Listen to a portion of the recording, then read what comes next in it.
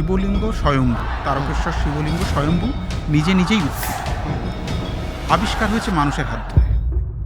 বাবা তারকনাথের পূজিত হওয়ার কি ইতিহাস রয়েছে, মানে কতদিন ধরে এটা চলছে? মুকুন্দ ঘোষ, যিনি একজন গোপালক, তারকেশ্বরের বাসিন্দা, তার অনেকগুলি গরু ছিল। এক অন্যতম গাভী হচ্ছে গরু গাভী কপিলা। আচ্ছা।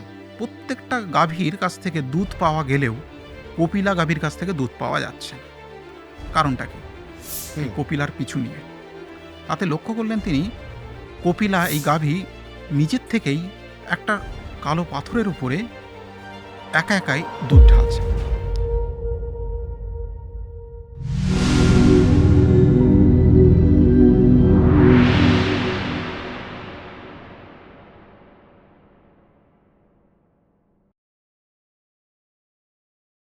তারকেশ্বর ধামের যে মন্দির সেটা তো পরবর্তীকালে তৈরি করা হয়েছে। বাবা তারকনাথের পূজিত হওয়ার কি ইতিহাস রয়েছে, মানে কতদিন ধরে এটা চলছে? দেখুন, শিবলিঙ্গ স্বয়ম্ভু, হুম, তারকেশ্বর শিবলিঙ্গ স্বয়ম্ভু নিজে নিজেই উত্থিত। হুম, আবিষ্কার হয়েছে মানুষের হাত ধরে। হুম। মুকুন্দ ঘোষ, যিনি একজন গোপালক, তারকেশ্বরের বাসিন্দা, তার অনেকগুলি গরু ছিল। এক অন্যতম গাভী হচ্ছে গরু গাভী কপিলা। আচ্ছা। অনেকগুলো কপিলাকে বন জঙ্গলে পরিপূর্ণ। এই প্রসঙ্গে আপনাকে একটুখানি জানিয়ে রাখি, ও ম্যালি একজন ব্রিটিশ প্রশাসক। তার West Bengal district gazetteer Hooghly গ্রন্থে তিনি উল্লেখ করছেন যে এই তারকেশ্বর হচ্ছে কাভার্ড উইথ উলু গ্রাস। একটা উলু বলে একটা ঘাস পাওয়া যায়, সেই ঘাসের তারকেশ্বর নাকি পরিপূর্ণ। হুম, এই সমস্ত পরিপূর্ণ ঘাসের গাভীরা গিয়ে অন্বেষণ করতো, খাওয়া দাওয়া করতো। ফিরে আসার পর প্রত্যেকটা গাভীর কাছ থেকে দুধ পাওয়া গেলেও কপিলা গাভীর কাছ থেকে দুধ পাওয়া যাচ্ছে না। মুকুন্দ ঘোষ খুব চিন্তিত হয়ে পড়লেন। কারণটা কি? তিনি একদিন অন্বেষণ শুরু করলেন এই হুম। কপিলার পিছু নিয়ে। তাতে লক্ষ্য করলেন তিনি, কপিলা এই গাভী নিজের থেকেই একটা লিঙ্গের উপরে একটা কালো পাথরের উপর, সেই সময় আমি পাথর বলে চিহ্নিত করব, কালো পাথরের উপরে একা একাই দুধ ঢালছেন। অ- আচ্ছা। অর্থাৎ আমি এটা বলবো যে শিবলিঙ্গের আবির্ভাব হয়েছিল অনেক আগেই। শিবলিঙ্গ স্বয়ম্ভু, কিন্তু তার আবিষ্কার কিন্তু মুকুন্দ ঘোষের হাত ধরে।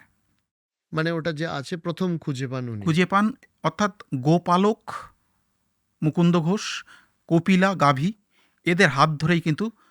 এই জন্যই একটা জিনিস খেয়াল করে দেখবেন, তারকেশ্বরে যারাই জল ঢালতে যান না কেন, জল অর্পণ করতে যান না কেন, তার সঙ্গে দুধ মেশানো হয়। দুধ বাবার অত্যন্ত প্রিয়। এক্স্যাক্টলি।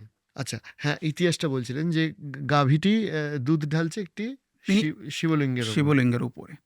জনসাধারণ তারা প্রত্যেকেই আগ্রহী হলেন যে একটা বনের মধ্যে, একটা গুলু ঘাসের মধ্যে হুম, একটা গাভী হঠাৎ করে গিয়ে তারা দুধ ঢালবে, নিশ্চয়ই কিছু আছে, হুম, বিষয় আছে। হুম, পরবর্তীকালে এই প্রসঙ্গে একটুখানি বলে নিই, এই সময় উত্তর ভারতে কিন্তু দশনামী শৈব সম্প্রদায়ে তারা তাদের বিভিন্ন জায়গায় মঠ মন্দির পরিচালনা করছেন। আচ্ছা। আদি শঙ্করাচার্যের দশনামী সম্প্রদায়, হুম, গিরিপুরী ভারতীয় অরণ্যাশ্রম, এদের মধ্যে এই সময়ে গিরি ধর্মাবলম্বী যারা, গিরি আশ্রমের যারা মানুষ, গিরিধারী মানুষ, তারা তারকেশ্বর মঠে এই সময় আসেন। তারকেশ্বর মঠ, তারকেশ্বর এলাকায় আসেন। তারাই ধীরে ধীরে এটাকে মঠ হিসাবে, ধাম হিসাবে তৈরি করার চেষ্টা করলেন। হুম। সুতরাং মনে রাখতে হবে, প্রথমে হচ্ছে গাভী, মুকুন্দ ঘোষ, দশনামী সম্প্রদায়, এবং ভীষণভাবে তাৎপর্যপূর্ণ রাজা বিষ্ণুদাস, সেই সময় জমিদার, বা মতান্তরে তার ভাই ভারমাল্য, হুম, এরা সকলে একত্রিত হয়ে তারকেশ্বরকে পরিচিত করলেন একটা ধাম হিসাবে।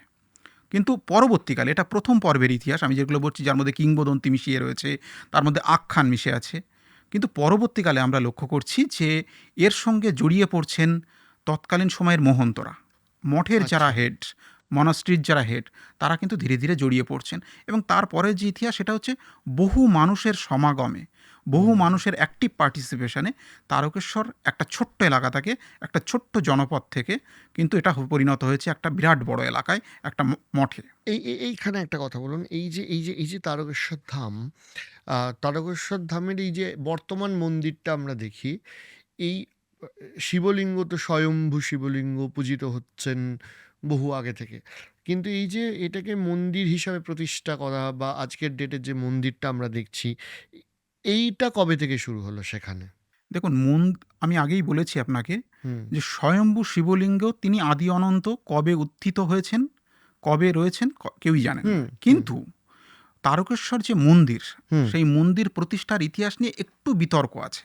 আচ্ছা। কিন্তু বিভিন্ন তথ্যের নিরিখে আমরা জানতে পারছি, এবং এটা নিয়ে হুম। তৎকালীন সময় যিনি ডিস্ট্রিক্ট জাজ চুঁচুড়া কোর্টের মিস্টার কেসি নাগ, তিনি কিন্তু একটা রায়ও দিয়েছিলেন, অনেক পরের আচ্ছা, রায়। আচ্ছা। কিন্তু এটা নিয়ে বিতর্কটা অনেক দিন ধরেই চলছে। তারকেশ্বর মন্দিরের যে খোদাই করা, সেই খোদাই করাতে যদি দেখেন, তাহলে একটা শব্দ আপনারা পাবেন, শুভমস্তু শকাব্দ 1643, 1643। তার মানে দ্যাট মিন্স 1721। যদি তার সঙ্গে 78 যোগ করা হয় শকাব্দ শব্দের সঙ্গে, তাহলে 1721, 1721। অন্যান্য তথ্য প্রমাণ যা আছে আমাদের কাছে, তা থেকে আমরা মোটামুটিভাবে একটা ধারণা করতে পারছি, একটা স্পষ্ট পরিষ্কার ধারণা পাওয়া যাচ্ছে। তারকেশ্বর মন্দির প্রতিষ্ঠিত হয়েছিল 1729, 1729 আচ্ছা। সালে তারকেশ্বর মন্দির প্রতিষ্ঠা হচ্ছে।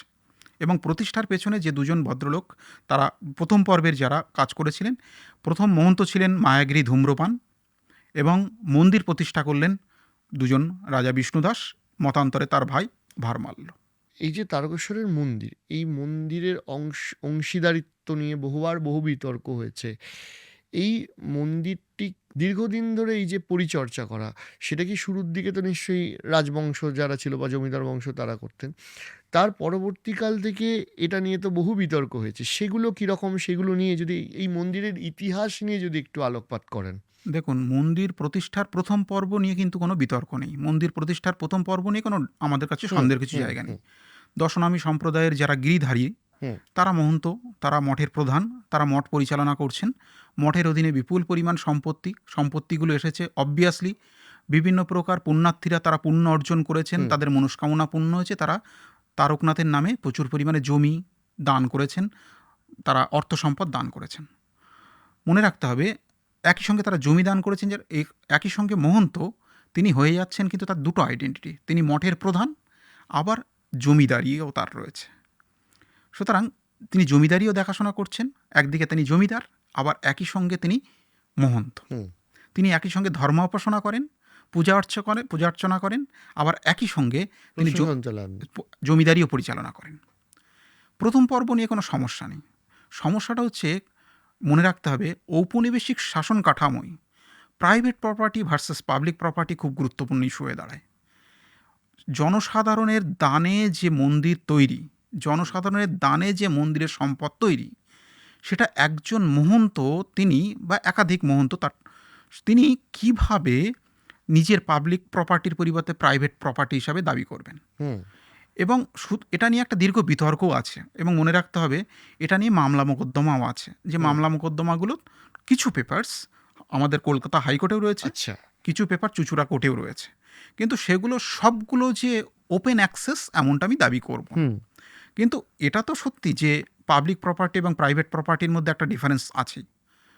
স্বভাবতই মানুষের মধ্যে যে একটা ধারণা তৈরি হলো যে এই সম্পদ আমাদের দানে, সাধারণ মানুষের দানেই সম্পদ তৈরি হয়েছে, সুতরাং সেখানে ছয় সম্পর্কে জানা, তার হুম, অ্যাক্সেস থাকাটা আমাদের অধিকার। হুম, মনে রাখতে হবে, এই সময়কালে মোটামুটিভাবে আমি বলছি, ধরুন 1729 সালে মঠ প্রতিষ্ঠার পর থেকে, মোটামুটিভাবে আমি ওই সালটাকে বলবো না, ঊনবিংশ শতকের প্রথম ভাগ থেকেই, হুম, মানে ধরুন 1850, 1870, 80, 90-এর পর থেকেই মহন্তরা, যারা মঠের প্রধান, তারা তাদের জমিদারি মানসিকতা নিয়ে মহন্ত হিসাবে কাজ চালাতে শুরু করলেন। জমিদারি মানসিকতাটা তো খুব একটা এক্সপেক্টেড ছিল না একজন সন্ন্যাসীর কাছে। হুম। স্বভাবতই মানুষজন ধীরে ধীরে কিন্তু ক্ষিপ্ত হতে শুরু করলেন। আচ্ছা। মনে রাখতে হবে, পাবলিক প্রপার্টির থেকেই বেশি গুরুত্বপূর্ণ ছিল মহন্তের আচার আচরণ। আচ্ছা। মনে রাখতে হবে, আপনি যদি জানেন তাহলে আপনার এই জায়গাটা খুব গুরুত্বপূর্ণ। হ্যাঁ। 1873 সালে তৎকালীন যিনি মহন্ত, মাধবচন্দ্র গিরি, এই মাধবচন্দ্র গিরি, তিনি চারিত্রিক দোষে দুষ্ট হলেন। মহন্তের সঙ্গে স্থানীয় এলোকেশী বলে একজন মহিলার অবৈধ সম্পর্ক তৈরি হলো। মহন্ত এলোকেশী সংবাদ বলে একটি বিখ্যাত বই আছে, শ্রীপান্তের আনন্দ প্রকাশনী থেকে প্রকাশ পেয়েছিল 1984 সালে। বিখ্যাত বই। মানুষজন উপলব্ধি করলেন যে মহন্ত তার সন্ন্যাসীর চরিত্রকে কালিলেপন করছেন। আচ্ছা। তার পরিবর্তে তিনি তার প্রাইভেট প্রপার্টির হিসাবে নিজেকে তুলে ধরে শুধুমাত্র পাবলিক প্রপার্টির কনসেপ্টটাকে, ধারণাটাকে মুছে ফেলছেন তাই না, তিনি চরিত্রে কালি লেপন করছেন। মানুষজন ধীরে ধীরে ক্ষিপ্ত হতে থাকলেন। শুধু তাই নয়, পয় প্রণালী, জল নিষ্কাশন ব্যবস্থা, তারকেশ্বর মঠের পরিচর্যা, পরিচালনা প্রভৃতি সমস্ত ক্ষেত্রে একটা খামতি লক্ষ্য করা গেল। আচ্ছা। পরবর্তী মহন্তদের দেখুন সঠিক ক্রোনোলজি আমরা পাই না। কার পরে কে মহন্ত হয়েছিলেন সঠিক ক্রোনোলজি আমাদের কাছে নেই। কিন্তু এটা নিয়ে আমি বলতে পারি আপনার, এই যে মানুষের মধ্যে অসহিষ্ণুতা ধীরে ধীরে বৃদ্ধি পেতে শুরু করলো এবং আলটিমেটলি 1924 সালে এসে কিন্তু তার আউটবার্স্টটা আমরা লক্ষ্য করছি, তার বহিঃপ্রকাশ লক্ষ্য করছি 1924। বেশ কয়েক বছর পরে। আচ্ছা। তৎকালীন সময়ের যিনি মহন্ত সতীশচন্দ্র গিরি, তার বিরুদ্ধে মানুষ ক্ষোভে পেটে পড়লেন মূলত দুটো তিনটে বিষয়কে কেন্দ্র করে। হুম। তিনি অত্যাধিক পরিমাণে কর আরোপ করছিলেন, কর তুলছিলেন। যারা পুণ্যার্থী তীর্থযাত্রী তাদের কাছ থেকে অবৈধ উপায়ে তারা যে অর্থ দেন সেটা তুলছিলেন। জল নিষ্কাশন ব্যবস্থা ভালো ছিল না। আপনি জানেন শিবলিঙ্গের উপরে জল ঢাললে সেই জলটা প্রবাহের একটা জায়গা রাখা প্রয়োজন। জল ঢালার কোনো পরিষ্কার পরিচ্ছন্ন জায়গা সে সময় ছিল না। সুতরাং একাধিক অভিযোগ নিয়ে, নারীদের প্রতি অসম্মানজনক আচরণ, এই সমস্ত একাধিক বিষয় নিয়ে তারকেশ্বরে একটা সত্যাগ্রহ আন্দোলন শুরু হয়, যা সেই সময়ে ভীষণভাবে আলোড়িত হয়, যেটা তারকেশ্বর সত্যাগ্রহ বলে একটা পরিচিত। তারকেশ্বর সত্যাগ্রহ 1924। তো এখানে তো বড় বড় পলিটিক্যাল লিডারশিপেরও ইনভলভমেন্ট ছিল। হ্যাঁ, দেখুন এই সময়টা খুব গুরুত্বপূর্ণ, মনে রাখতে হবে। ভারতবর্ষের ইতিহাস, বাংলার ইতিহাস যদি দেখেন, এই সময় বাংলার ইতিহাসে একজন প্রখ্যাত ব্যক্তির আমরা পাচ্ছি, চিত্তরঞ্জন দাস, পরবর্তীকালে কলকাতার মেয়র। তো চিত্তরঞ্জন দাস এই সময়ে তিনি লিড করছেন, এই মহন্তকে সরাতে হবে, মহন্তকে ক্ষমতাচ্যুত করতে হবে, কারণ এই মহন্ত হচ্ছেন দুর্বিনীত, অত্যাচারী ইত্যাদি ইত্যাদি। আলটিমেটলি 1924 সালে এই যে সত্যাগ্রহ আন্দোলন, সেটা কিন্তু আলোড়িত হলো শুধু তারকেশ্বর নয়, সেই সময়ের news paper, periodicals, magazines, news, সমস্ত কিছু যদি আপনি দেখেন তাহলে সমস্তটাতেই একটাই খবর ছিল বাংলাতে তখন, তারকেশ্বর সত্যাগ্রহ। আলটিমেটলি মহন্ত সরে যান, নতুন ট্রাস্টি বোর্ড আসে, তারা কাজ শুরু করেন আরও বেশ কয়েক বছর পরে 1937 সালে। এই সময়কালটা খুব গুরুত্বপূর্ণ তারকেশ্বর মঠের ইতিহাস। এবার আপনাকে আমি জিজ্ঞেস করবো,